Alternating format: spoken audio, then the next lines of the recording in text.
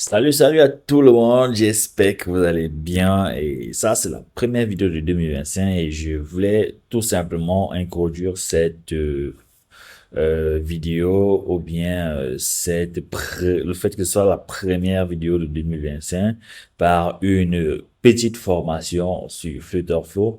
Pourquoi est-ce que je refais une petite formation sur Flutter Flow en 2025 ou en milieu de mois 2025? Parce que là, à l'instant où je tourne cette vidéo, nous sommes presque en fin de mois de juin 2025. Je refais cette petite formation parce que Flutter Flow a beaucoup évolué par rapport à 2024. D'accord?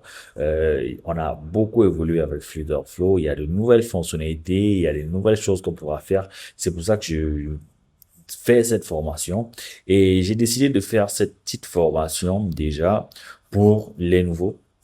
Donc, ceux qui ne s'y connaissent pas vraiment sur Flutter Flow, en fait, je vais m'attarder sur beaucoup de petits détails. On va commencer en vraiment avec des choses légères, d'accord? Et aussi, cette formation ne s'adresse pas uniquement qu'aux nouveaux, d'accord?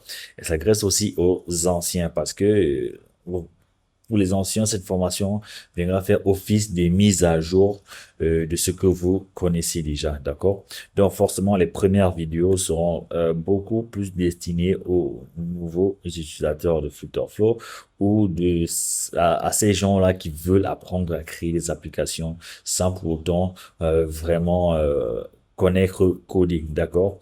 C'est pour ça que j'ai fait cette formation-là. Et aussi, cette formation, c'est pour marquer aussi mon retour sur YouTube. D'accord, j'ai eu une longue absence sur YouTube parce que je bossais sur plusieurs travaux en même temps avec des clients, des travaux qui sont bien passés et il y a aussi certains travaux qui normalement ne se sont pas bien placés. Bien passés, pardon. Donc, déjà, je tiens à remercier tous ces clients-là qui sont venus par le canal de YouTube pour commander des projets ou des accompagnements. D'accord? Je vous remercie du fond du cœur d'avoir soutenu ou bien de continuer à soutenir Afrique No Code et Patrick Kesomba dans cette lancée. D'accord? Si vous êtes nouveau sur cette chaîne, je vous prierai tout simplement de vous abonner, de commenter, de liker et partager aussi le contenu. Ça nous aide beaucoup. D'accord? Ça nous aide vraiment beaucoup que vous le fassiez. Alors, j'ai déjà assez blablatéré et je crois qu'on va commencer tout simplement notre petite formation qui sera 100% et exclusivement sur YouTube. D'accord? Je le fais uniquement sur YouTube. C'est pas une formation payante, c'est une formation gratuite mais assez complète. OK? Donc, pour ceux qui débutent vraiment avec Flutterflow, cette vidéo, c'est pour vous. D'accord? Pour ceux qui s'y connaissent vraiment déjà, je vous prierai ou bien je vous recommanderais de commencer à suivre vraiment la formation à partir de la quatrième vidéo parce que les trois premières vidéos seront vraiment pour ceux qui débutent, c'est vraiment les bases. C'est vraiment les bases, d'accord? Donc, on commence tout de suite. Déjà, Flutter Flow, c'est pour moi l'un des meilleurs outils, c'est même le meilleur outil en matière de création d'applications mobiles particulièrement. Il fait aussi du web, mais je dis mobile particulièrement. No code ou low code, d'accord? Vous comprenez avec moi que quand je parle de low code, j'insiste aussi parce que Flutterflow, effectivement, il y a des applications que vous pouvez créer sans avoir écrit une seule ligne de code, d'accord? Il y aura aussi des applications assez complexes où vous aurez vraiment besoin de mettre la main dans du code, d'accord? Mais n'ayez vraiment crainte, il y a assez d'outils sur Internet pour vous aider à créer ces codes-là. D'accord? Ou aussi, nous sommes aussi là, nous, l'équipe Africo, nous sommes aussi là pour vous accompagner dans la création des fonctionnalités complexes ou même de toutes vos applications. D'accord. Donc, pour commencer, rendez-vous sur le site flutterflow.io. D'accord. Une fois que vous êtes sur flutterflow.io, vous avez la description sur ce magnifique site de Flutterflow. Vraiment, je crois que c'est la vidéo du site. C'est vraiment beau. J'apprécie beaucoup. Vraiment beau. Voilà, ils ont beaucoup taffé dessus. Vous pouvez naviguer sur le site, d'accord? Vous allez voir que il y a assez de fonctionnalités qui sont décrites. Il y a ensuite on vous dit effectivement tout ce que vous pouvez faire, d'accord? On vous met un peu dans le bain, on vous met un peu dans le bain de Flutter Flow. C'est quoi Flutter Flow? Voilà. Et si je commence à aller, si je veux expliquer le site et tout, voilà. J'aimerais pas trop faire ça, mais bon. Là, on a la liste des partenaires. Vous voyez qu'il y a tellement de partenaires qui ont fait confiance et qui font confiance à Flutter Flow. D'accord? Ils disent que vous pouvez créer une UI tellement logique. D'accord? Vous pouvez tout customiser, ce qui est vrai. D'accord? Vous pouvez tout customiser. Et c'est en ce qui, pour moi, fait de Flutter Flow le meilleur. D'accord? Parce qu'en réalité, c'est pas à 100%, hein, mais 90% des choses sur Flutter Flow, vous pouvez personnaliser à fond. D'accord? Et c'est rare de tomber sur des outils comme ça. Vous pouvez connecter votre application à plusieurs bases de données ou outils. Vous avez Firebase, vous avez Supabase, vous avez Gemini, vous avez Google Maps, vous avez Scribe, vous en avez énormément. En fait, vous pouvez connecter presque tout ce que vous voulez. D'accord? Toutes les API, toutes les bases de données, presque tout ce que vous voulez à Flutterflow. Vous pouvez créer vos applications en collaboration. Ça veut dire que vous êtes peut-être, vous avez une application assez grosse ou bien une application tout court et vous voulez que l'équipe Afrique No Code vous passe, vous donne un coup de main en créant par exemple une fonctionnalité, créant une page, voilà. Vous pouvez nous inviter et on vient dans votre projet, on fait les tâches que vous allez nous assigner. D'accord? Vous pouvez déployer, vous pouvez créer vos applications et la déployer partout, sur Play Store, sur App Store, sur le web et tout, voilà. C'est assez simple, c'est assez facile et c'est bien. D'accord? Et ce qui est bien avec Flutterflow, je crois que c'est ce qui m'a amené vers Flutterflow, c'est la possibilité de pouvoir télécharger son code. D'accord? Ce qu'il faut savoir, c'est que Flutterflow est basé sur Flutterdart. D'accord? Ça veut dire que vous n'avez pas besoin d'être un expert Flutterdart ou bien, voilà, vous n'avez pas vraiment besoin. Certes, il y a une surcouche parce qu'il faut aussi le dire, il y a une surcouche Flutterflow qui fait en sorte que la structure du code, il reste Flutter, d'accord? Mais il y a des termes Flutter Flow qui vont se répéter un peu partout. Ce qui fait que si vous êtes développeur Flutter et que vous n'avez vraiment pas touché du Flutter Flow, vous serez rapidement perdu. Mais le code reste compréhensible ailleurs, pardon, par les autres environnements Flutter de compilation et tout. Le code reste compréhensible tant que vous avez téléchargé ou importé tous les packages Flutterflow, d'accord? Ok, là il vous présente une petite liste, c'est vraiment une très petite liste des applications qui ont été faites sur Flutterflow, d'accord? Il y en a tellement, il y en a tellement, il y en a tellement en fait, voilà. Donc ouais, et là, il vous propose de commencer quelque part par la documentation, par les formations, chercher un développeur ou des templates. D'accord? Et ici, ils nous disent qu'il y a actuellement 2,3 millions d'utilisateurs dans Flutterflow. Et particulièrement, ce chiffre m'émeut parce que je fais partie des tout premiers utilisateurs de Flutterflow. D'accord? J'ai découvert Flutterflow très tôt, quand ils étaient encore vraiment au début. On n'avait pas encore tout ce qu'on a aujourd'hui. Mais j'ai découvert Flutterflow, j'ai fait confiance, j'ai commencé à travailler Flutterflow et je suis ravi qu'aujourd'hui on soit plus de 2 millions de utilisateurs et je suis ravi de faire de vous ces nouveaux utilisateurs-là, de vous ajouter dans ce chiffre de 2,3 millions d'utilisateurs, d'accord? Je suis très ravi de bosser avec l'outil Flutterflow, c'est pour ça que j'en fais une autre formation. J'ai une première formation qui est sur Udemy, qui a fait son bout de chemin sur Udemy. Je l'ai désactivé un temps. Je crois qu'il est encore revenu. Et j'ai une deuxième formation et je fais aussi des accompagnements sur Flutter Flow, accompagnement de projet, accompagnement de formation aussi sur Flutter Flow. Et depuis, honnêtement, l'outil est bien, l'outil évolue bien, l'outil avance bien et on n'est pas prêt à de s'arrêter là. D'accord? C'est ce qui est aussi bien, c'est que l'outil a encore une longue vie devant, devant elle. D'accord? Ok. Pour commencer, donc, tout ce qu'il faut faire, c'est créer tout simplement un compte Flutter D'accord? Pour créer un compte Flutter c'est assez simple, c'est très simple. Vous n'aurez qu'à renseigner votre nom, votre adresse mail, créer un mot de passe et le confirmer là. Ou alors, vous utilisez tout simplement la connexion rapide de Google, Apple, GitHub et puis Microsoft. C'est assez simple. Moi, j'ai déjà un compte. D'accord? Tout ce que j'ai à faire là, c'est tout simplement accéder à mon compte. D'accord? Une fois que je suis dans le tableau de bord de mon compte, je vais flouter tous ces projets parce que la majorité, je tiens un accord de confidentialité avec mes clients. Donc, même les noms ne devront pas être révélés. C'est pour ça que je vais flouter ces projets. D'accord? Donc, vous m'excuserez juste pour ça. D'accord? Ici, c'est le tableau de bord de Flutterflow. C'est assez simple à comprendre. D'accord? Là, on a la liste de projets ici tout au milieu. Et ensuite, on a la barre latérale et la barre du dessus. Tout simplement, la barre latérale ici, vous avez Project qui va vous afficher la liste de projets. Vous avez l'onglet Teams.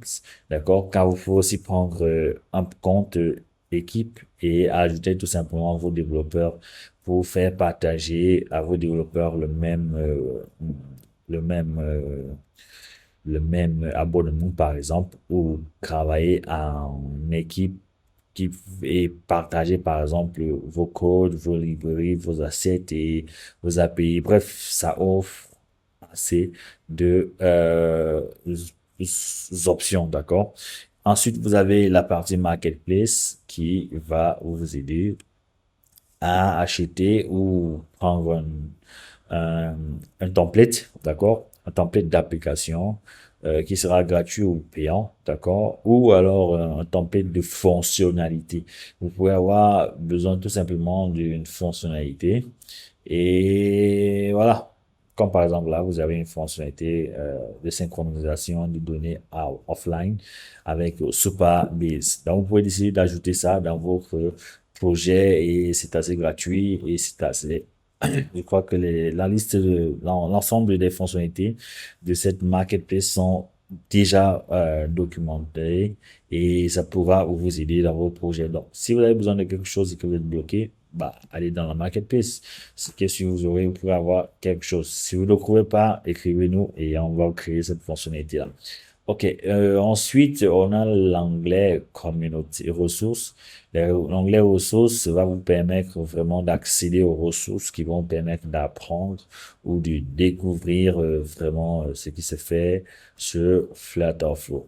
D'accord? Il y a la documentation, le Help Center, il y a le in-app tutoriel, bref, il y a assez d'éléments. Là, ensuite, on a l'onglet communauté qui est ici, qui va vous donner accès à la communauté de Flutterflow, d'accord? Dans la communauté de Flutterflow, vous avez beaucoup de sujets, voilà, beaucoup de sujets sur Flutterflow qui pourront vous aider pour participer à la communauté. Particulièrement, je le fais pas moi, mais je crois que je vais m'y mettre bientôt. Voilà, ça aide aussi. Voilà, moi je le fais pas parce que j'avais pas assez de temps et je suis pas créé aux eaux.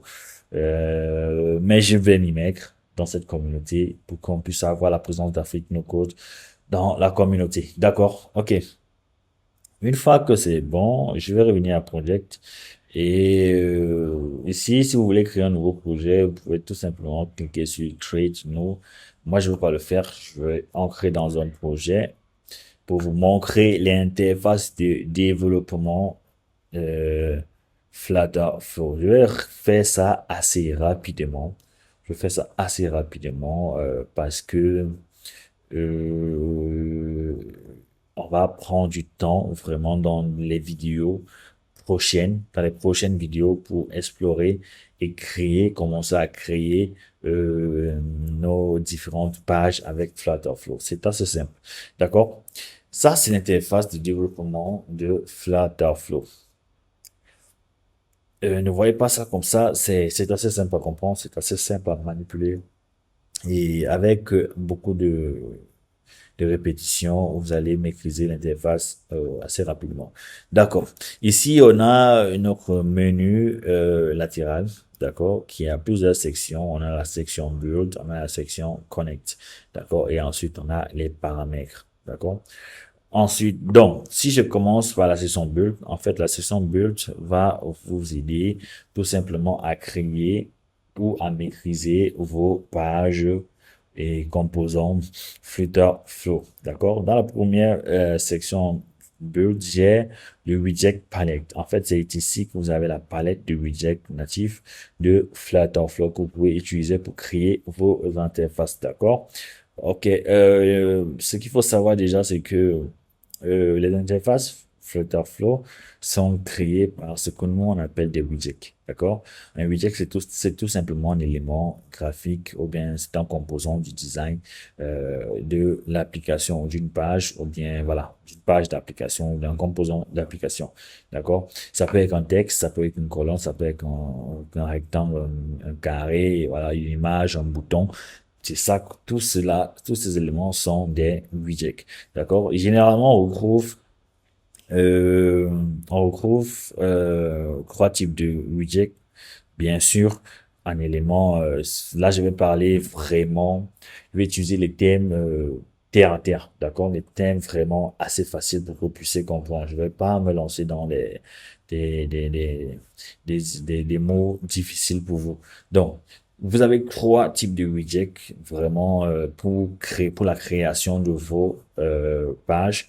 Le premier type, c'est un widget. Ce sont des widgets qui peuvent accueillir plusieurs éléments, donc plusieurs enfants. C'est comme ça que je vais employer ça. Un widget peut accueillir plusieurs enfants. Donc, vous avez le premier élément, ce sont des widgets qui peuvent accueillir plusieurs enfants. Quand je dis plusieurs enfants, c'est plus d'un enfant. D'accord? On est d'accord? Là, on aura ce type de widget-là. Ensuite, on aura ce type, bon, si je veux prendre un exemple des widgets qui peuvent accueillir plusieurs enfants, on aura le widget column et puis row. D'accord? Il y en a plusieurs, hein. Là, je vous présente vraiment les éléments basiques, le widget basique. On a le widget column, on a le widget row. Maintenant, ensuite, on a le type de widget qui peut accueillir qu'un seul enfant. D'accord? Un seul enfant, pas plus. D'accord? Un exemple de container. D'accord? Container. Container, il peut accueillir qu'un seul enfant. D'accord? Et on a le widget qui ne peut pas, lui, accueillir d'enfant. L'exemple, le texte. Le texte ne peut pas accueillir d'enfant. C'est un widget solo comme ça. D'accord? On reviendra vraiment dans la prochaine vidéo. On va vraiment explorer les widgets. On va essayer d'écrire des petites interfaces assez simples. D'accord? Ici, on a le widget tree qui va nous permettre particulièrement. En réalité, à chaque fois que vous allez me voir travailler, vous allez voir que mon curseur sera toujours sur cette partie widget tree parce que je contrôle à chaque fois la structure de mes widgets. D'accord? La structure de mes widgets. Ici, si on veut regarder, ici, vous avez les différentes pages et composants de votre application. Bon, widget tree, on va y revenir dans la vidéo prochaine. Ensuite, il y a le storyboard qui va vraiment vous montrer comment est-ce que la navigation se fait dans votre application. D'accord? Ensuite, vous avez l'onglet Connect qui va vous permettre de créer, de gérer en fait votre connexion Firebase, de gérer votre base de données en gros. Voilà. Vous avez la partie Data Type qui va vous permettre de créer vos types de données à vous. Ensuite, on a la gestion, on a la partie AppState qui va vous aider à gérer vos variables locales, bien sûr. Ensuite, on a les API calls, les appels API. On a la partie assets qui va vous permettre de gérer vos assets, vos fichiers locaux de votre application. On a la partie custom code qui va vous permettre de créer les actions, les widgets et puis les fonctions de votre application. Ensuite, on a la partie cloud function qui va vous permettre de gérer les fonctions cloud, non, les fonctions qui sont hébergées dans Firebase, d'accord? Ensuite, on a la partie theme setting qui va vous permettre vraiment de gérer tout ce qui est couleur, texte, police, voilà, de votre application. Ensuite, on a la partie parameters. J'y vais rapidement là parce que on aura à revenir sur ça à la suite des vidéos. D'accord? On va revenir sur ça chaque fois. Et plus on va revenir sur ça, vous allez comprendre. C'est pour ça que je vais rapidement parce que cette vidéo aussi ne doit pas s'éterniser. D'accord? On a la partie app detail qui va comprendre tout simplement les détails de votre application. Ensuite, on a la partie app asset qui va vous permettre de créer, de définir les images lors d'erreurs, les icônes de lancement, les splash screens. Et ensuite, on a la partie nav bar et app bar. C'est ici que vous allez pouvoir configurer vos app bar et vos nav bar. D'accord? On a le walkthrough. Vous pouvez configurer un tutoriel de départ de votre application et voilà. On a la partie collaborer. Si vous voulez inviter, par exemple, un membre d'Afrique No Code dans votre projet, c'est ici que vous allez le faire. OK?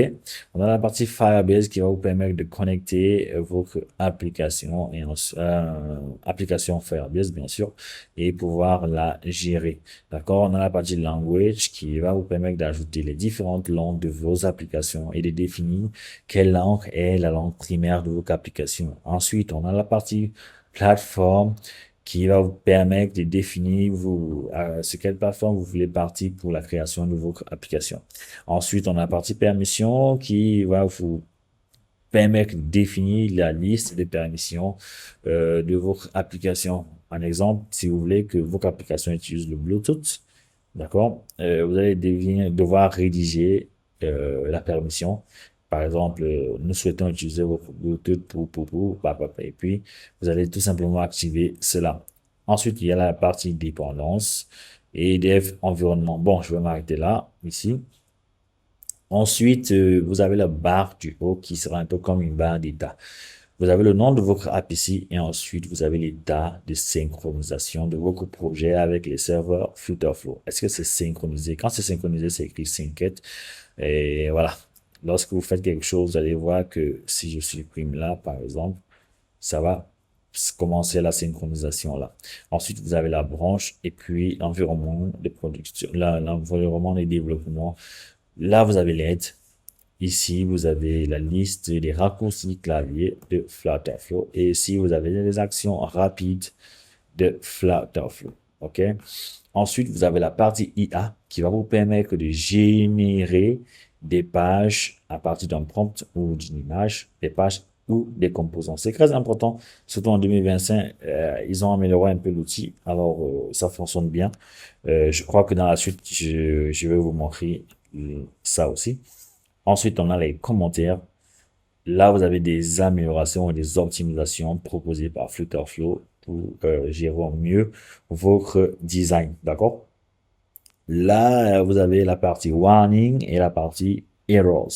Warning, ce sont les préoccupations. D'accord? C'est pas forcément des erreurs, mais ce sont des préoccupations que vous devez absolument gérer avant de lancer vos applications. D'accord? Là, par exemple, vous voyez, ils nous disent que nos rôles sont trop ouverts. D'accord? On peut bien évidemment déployer l'application avec ça, mais c'est déjà une faille de sécurité qu'on a laissée ouverte. D'accord? Ensuite, vous avez la partie erreur. Quand vous avez une erreur, vous ne pouvez pas compiler votre application, vous ne pouvez pas la tester. Il faudra d'abord régler l'erreur. Pour aller sur une erreur, vous cliquez tout simplement sur l'erreur et ça va vous diriger vers la page où l'erreur est. D'accord? Ensuite, vous avez la partie branche ou version, d'accord, de votre application. Là, vous avez la dev environnement ou bien dev mode, menu, pardon. Vous pouvez voir le code de votre page, d'accord? On voit que là, on a le code de notre page là. Si je vais sur une autre page, vous allez voir, il y a un code, vous avez le code là. Donc,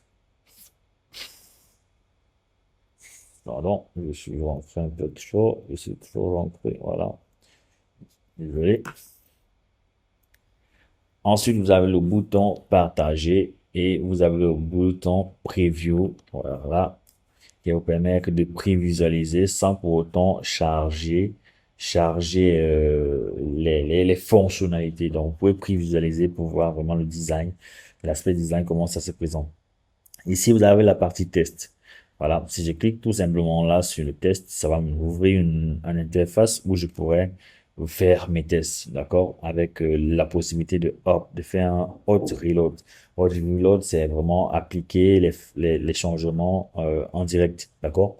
Et on a la partie run mode qui va compiler l'app et nous proposer un lien où on pourra regarder l'app et voir ce qui a changé. Ensuite, vous avez le run local mode qui s'utilise avec la partie installable de Flutterflow. Voilà. Ensuite, on a ce menu qui est très important, d'accord? Très important. Parce qu'en réalité, ce menu s'adapte en fonction des widgets qu'on sélectionne, d'accord? Il s'adapte en fonction des widgets qu'on sélectionne. Là, par exemple, nous sommes sur le widget YouTube. D'accord? Il faut se dire que la page en elle-même, c'est un widget. D'accord? Non. En fonction de cela, là, on est sur YouTube, on a les widgets comme, on a les éléments comme page, paramètres, route pour savoir le chemin d'accès. On a les imports de la page et ensuite, on a la partie propriété, d'accord, de notre widget YouTube. On a la partie action, on a la partie requête, on a la partie animation et ensuite on a les variables locales de la page, d'accord? Les variables locales de la page. Comme j'ai dit, ce menu s'adapte en fonction du widget qu'on prend. Donc, par exemple, si je clique sur colonne, vous avez vu que tout a changé du haut jusqu'au bas. D'accord? On a le nom de la colonne, d'accord? Le nom du widget, vous pouvez renommer, bien sûr. Vous pouvez dire principal. Par exemple, j'ai dit ça quoi?